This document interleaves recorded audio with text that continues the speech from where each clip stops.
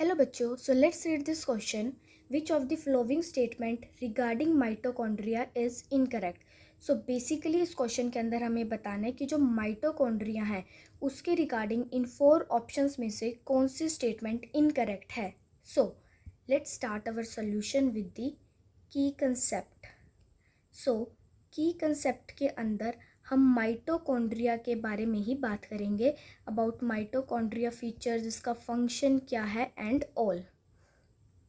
सो जो हमारा माइटोकॉन्ड्रिया होता है वो किस शेप का होता है, सिलेंड्रिकल या फिर सर्वेज शेप का होता है. किस शेप का होता है, सिलेंड्रिकल शेप का होता है. क्या इसका फंक्शन होता है, एटीपी प्रोडक्शन के अंदर ये मदद करता है, एटीपी को प्रोड्यूस करता है. इसके पास अपना सर्कुलर डीएनए होता है, सिंगल सर्कुलर डीएनए. इसके पास अपने राइबोसोम्स होते हैं. ये 2 मेम्ब्रेन्ड स्ट्रक्चर है. It is 2 membraned structure. जो आउटर मेम्ब्रेन होती है that is permeable to monomers, permeable to monomers. जो इनर मेम्ब्रेन होती है उसके पास इनफोल्डिंग्स होती हैं. इनर मेम्ब्रेन के पास क्या होती हैं, इनफोल्डिंग्स प्रेजेंट होती हैं.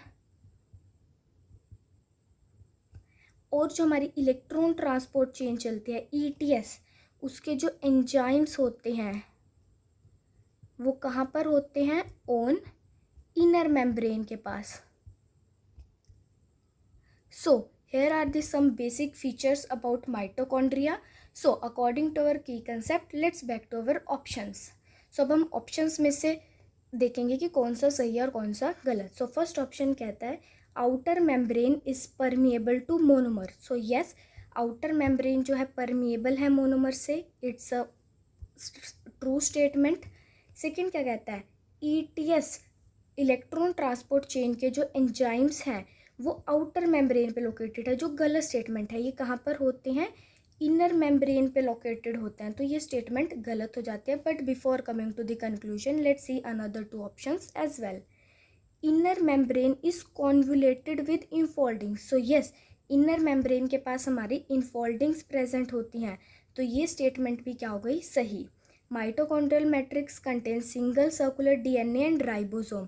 सो ये स्टेटमेंट भी सही है क्योंकि उसके पास सिंगल सर्कुलर डीएनए और राइबोसोम्स भी प्रेजेंट होते हैं. सो हमारा जो ऑप्शन बी है वो इनकरेक्ट है. So correct statement, so option B जो हो जाएगा हमारा करेक्ट हो जाएगा because it is not the correct statement regarding mitochondria.